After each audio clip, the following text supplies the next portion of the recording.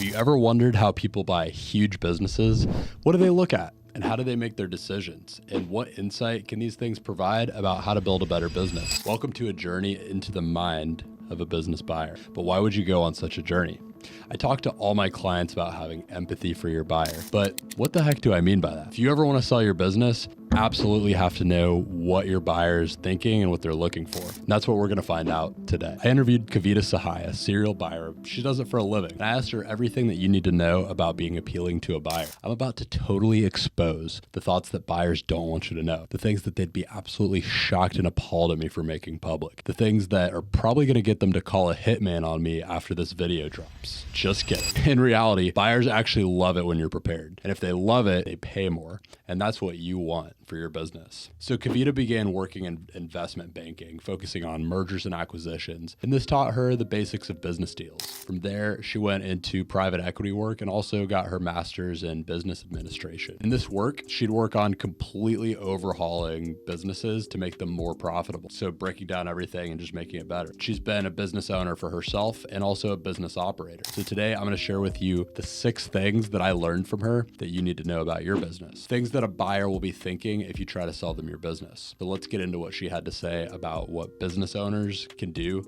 to get a lot more money for their businesses when they sell. So the first thing that I wanted to know was what her motivation was for buying businesses. Would you consider yourself more of a personal buyer or a strategic buyer? I would say a little bit of both. I probably wouldn't buy a business that was completely out of the wheelhouse. So my business is Kavita Sahai, so we do a lot of natural wellness and beauty. And then with my husband, I also own some medical practices. So the business would have to in some way fit into one of those 2 buckets or be a supplier. So for example, it wouldn't be crazy to do marketing company or a paper shredding company or something like that. As a buyer, she looks at more than just profitability. It's about growth potential, personal alignment, and strategic fit. But I dug a little deeper and realized some things are more important than others. Could you tell me about your first time buying a business and what got you to kind of take that leap and what interested you in getting into that? So first time it was actually because it was kind of a unique asset deal, but it was because I really wanted the formulations of the company. So they were the oil formulations. I had used them myself. They'd worked amazing for my own health. And so really kind of took a look at how much is the brand value versus just the asset like formulations and trade secrets, if you will. To your point, I do find that a lot of buyers will say, there's a lot of potential. And I always like that too. That's like telling me there's a piece of land and there's a lot of potential to put a house and then sell it for millions. Growth potential, while nice, to me is not something that you can really pay for. What you pay for is what the business has today. So she focuses more on what the business offers today, not just the dreams of tomorrow. What about the value of a brand? I was curious what she looks at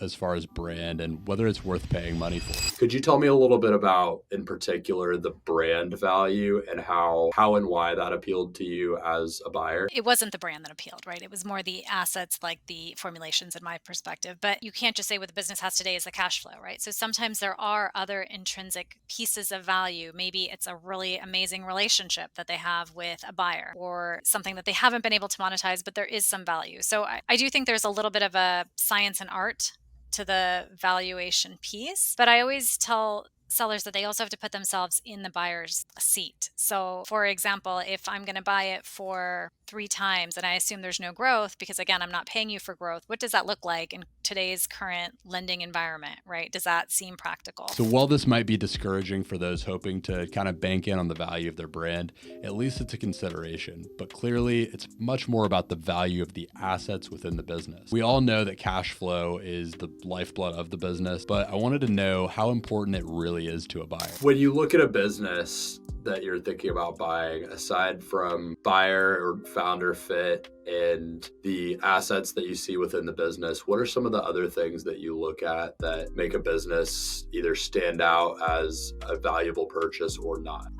Honestly, cash is king. So it's cash flow, right? How are they cash flowing? Is it consistent? Is it predictable? Is there diversification in their customer base, or is it 1 or 2 people? And if they go away, you're screwed. So it's sort of the general things you might look at when you're thinking about a business. But to me, those are really important. So not only is cash cash flow king, but it's also about predictability and stability. I can attest personally to both the cash flow and the customer diversification pieces she talked about. When I sold my company Chef on the Fly, these were absolutely among the biggest few focuses from the buyer and the things he was willing to pay for. And not only were these huge in my sale, but even bigger was the next thing I asked her about. I wanted to know what she thought about having management and key people in place in the business. Say that an owner is retiring or they're planning on retiring and they haven't quite worked out the details yet of what management will look like. Is that something that to you as a buyer is usually a deal breaker, or is that more of just an opportunity that you think you can serve well? So to me, it's not that it's a deal breaker, but if you've got the main guy and then everyone below him is like 4 levels below and don't really understand or have never met the customers or don't understand the business, then that is a deal breaker, because I'm not trying to go in there to run it myself. But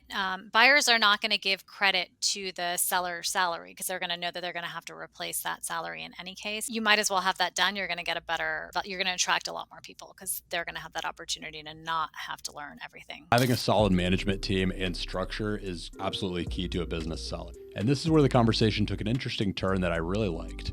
She had some great thoughts about her personal approach for actually negotiating these deals. I think one of the things is just sitting down and being honest. Like, I really like your business. I really want to make something happen here. Like, let's not play games with, oh, I've got 100 other deals going on. Both parties have to come to the table and commit and say, look, we want to do something together. And then the other way to look at it is just to have you have a model, right? So you can say, well, look, this is how much money I'm going to borrow. This is current interest rate. This is how much cash is left. Does that seem like, let's all look at this together? I find if everyone's looking at the financial model together, then you kind of, both sides are like, oh yeah, I guess that's true. You'd be working for free for 5 years in this business, before making any money, I guess. This was actually really refreshing to hear. There are buyers out there that want it to work out well for everyone involved. I particularly loved a point that she brought up about keeping the seller in on a consulting role. She likes to leave them with a little bit of equity and ownership in the company still. And this is so that they can not only help with the big picture without having to worry too much about the company anymore, but also still benefit when the company grows. Kind of keeps everyone aligned. And as a potential seller of a business, I want you to take this away more than anything. There are buyers out there like this, so that should be your standard. If they don't seem like they want it to be a win-win for everyone, don't do it. Keep growing your business and find one who does. Thanks for joining me on this little journey. And remember, understanding what they look for is absolutely crucial if you're selling your business and you want to get the most value for it. If you found this valuable, don't forget to share it with someone else who you think will. And if you still have questions about how this applies to your business, you can book a call with me in the description or just message me on Instagram at brodyvinson.io. Stick around for more videos like these floating ones around me, and stay tuned for deep dives into the world of business acquisitions and selling. As always, happy value building.